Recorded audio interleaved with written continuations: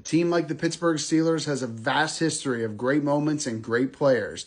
But are you familiar with some of the firsts that happened in team history in 1933? Let's explore some of those moments. The first points in team history came in the inaugural game versus the New York Giants.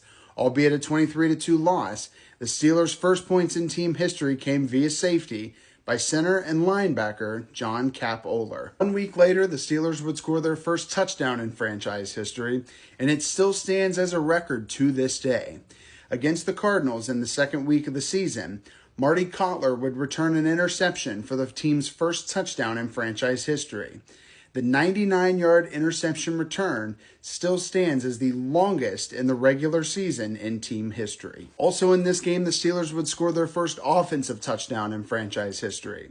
Bill Tangway would hit Paul Moss for an 11-yard touchdown, ultimately sealing the first victory in franchise history, a 14-13 win over the Chicago Cardinals. The first rushing touchdown in franchise history would come a week later against Boston, when running back Angelo Brovelli would score on a 1-yard plunge, but the Steelers would lose the game 21-6. In Week 4, the Steelers would have their first field goal in franchise history.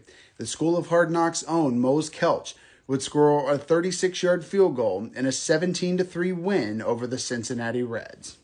And finally, in Week 7 against Boston, Tony Holm would record the first multi-passing touchdown game in franchise history.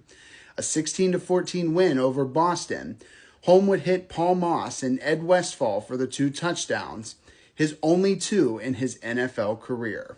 There will be plenty more moments and milestones to discuss on this account, but today we go back to the roots to discuss the firsts in franchise history.